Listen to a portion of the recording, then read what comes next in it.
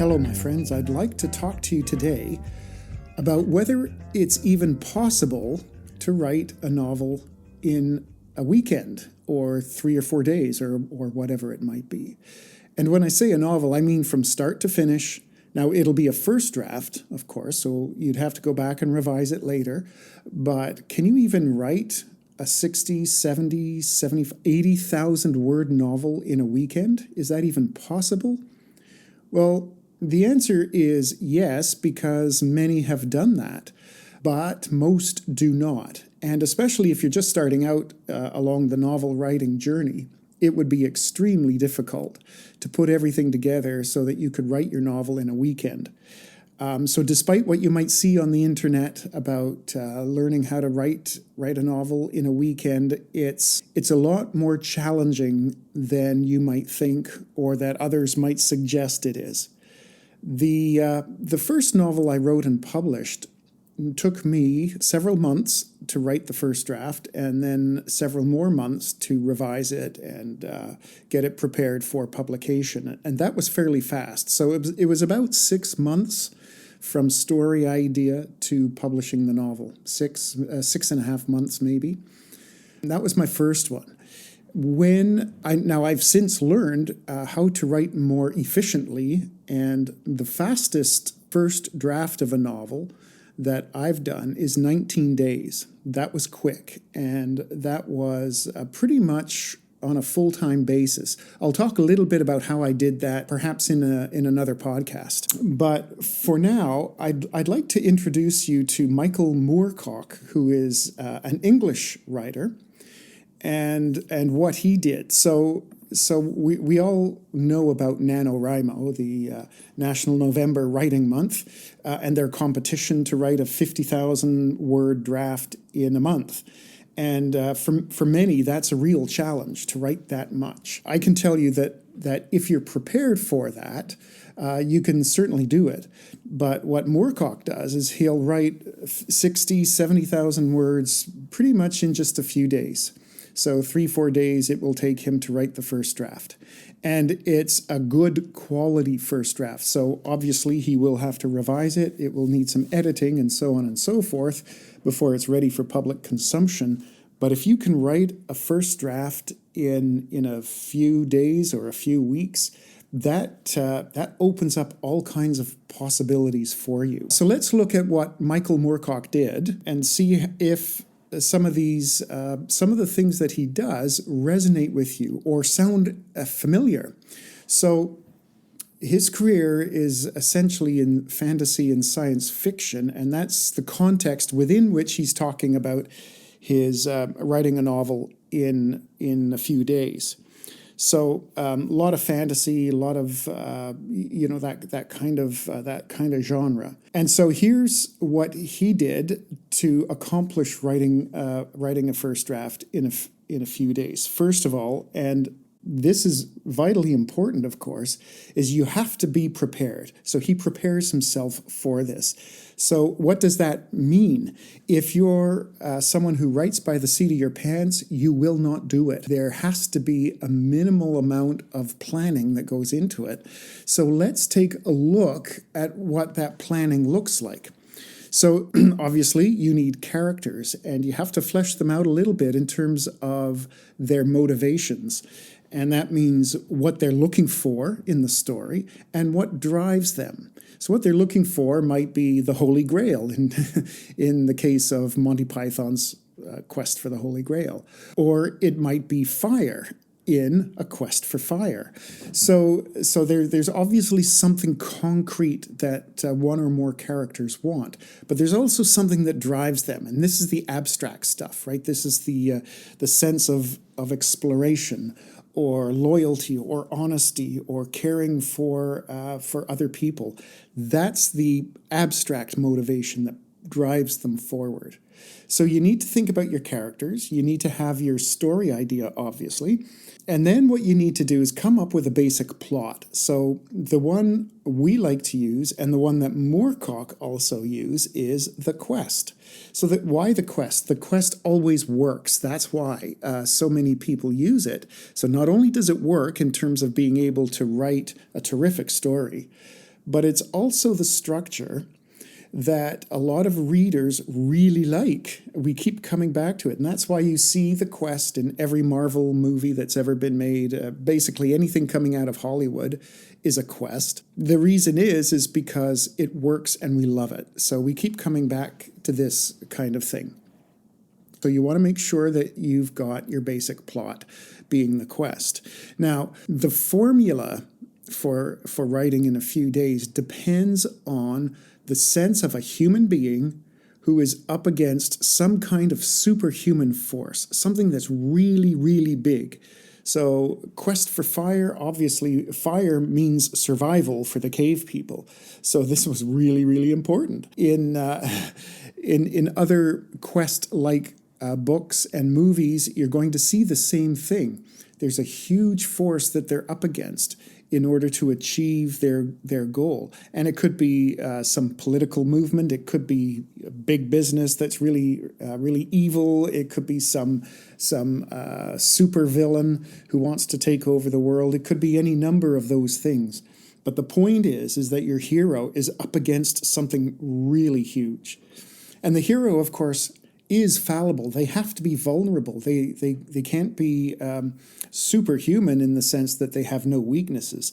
You want to make sure that they do have weaknesses because, as readers, we relate to heroes who look a bit like us. Sure, they might have other superpowers, or they might be able to do amazing feats, but they're also vulnerable like we are.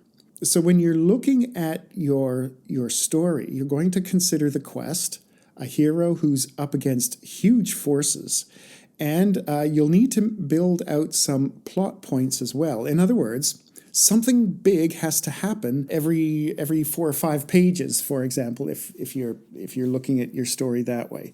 The way we do it in the Write Your First Novel Now process is we map out those plot points. We think about those before we ever start writing. So that's all part of the planning process, is to understand what those major events are and plot them out so that we get a sense of the full story as we go along.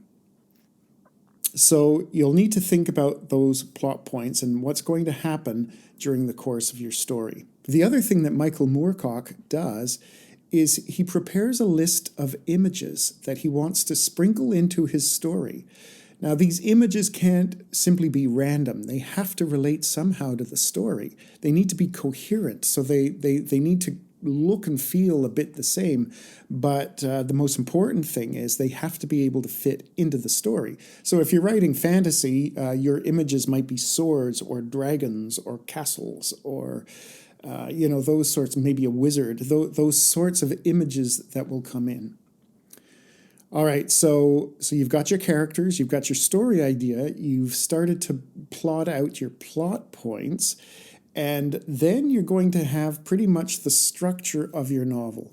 So you know what's going to happen from the beginning through the middle to the end of the story based on these big events that are going to take place. Now, the other thing that he focuses on here is time. And as Moorcock says, time is the important, if not essential, element in any kind of action or adventure story, any kind of quest in a sense. So, in fact, the action and adventure fall out of the time crunch that's introduced into your story. It goes something like this: "Oh my goodness, we've only got 6 days to save the world," he says. Or in Quest for Fire, "Oh my goodness, we've got to keep this flame alive until we get back to our clan, right? So that they can use it. We can build up our fires. If not, then the quest is a failure." So it's that kind of stuff, right? We need to do this before that happens. Or we need to find the Holy Grail before bad guys find the Holy Grail. It's that kind of thing where there is a time pressure that's put on your characters. And that's really, really important for any kind of page-turning novel that you plan to write. The reason for plotting all of these things out, and Moorcock does this, and we do this in my program as well, the reason why you plot everything out and you think about all of these things before you ever start writing, in other words, you've got to plan to follow is to prevent this, the dreaded writing yourself into a corner that can happen if you're not prepared. So if you're writing by the seat of your pants and you're not an experienced writer, it's very easy to write yourself into a corner, and that's the end of your story, and then you quit, and you know the cycle. It goes on and on. So we want to avoid that so that you know where your story is going to go at every point, and that allows you to keep moving your story forward. So those are the key elements that need to be in place before you ever start writing. Now, in our program, we write 75,000 word novels, plus or minus. What Moorcock writes are 60,000 words. So they're not quite as long, but the process is exactly the same as what we do. So you want to break down those 75,000 words into 4 sections. And those 4 sections are the beginning section, which is a quarter of your story. There are 2 middle sections that are twice as long as your beginning, right? And then there's your end section, which is the same amount of words as your beginning. So you're splitting your novel up into 4 parts: a beginning, 2 middle sections, and an ending. And that is the classic Aristotelian story structure, where your beginning and the ending are the same length and your middle is twice as long as either. So we want to do that. So if we're breaking up our story into 4 equal chunks like that, and then what you want to do is break down each chunk into 6 or 7 or maybe 8 different chapters, and you want them all to be about equal length. So let's 7 chapters in your beginning section. Each chapter's, 2,500, 3,000 words, maybe 2,000 words, whatever it might be. And you don't want it to be much longer than that. So you want to keep things short chapters, keep it moving. There's a psychological reason for that. You probably do this yourself, when you've got a bit of time left and want to get some reading in, and so you leaf through how long the chapter is, and if it's really long, go, no, I won't be able to read that. But if it's short, you say, oh yeah, I could read just one more. I could read another one. Right? That's what we want to do. We want to keep our readers reading.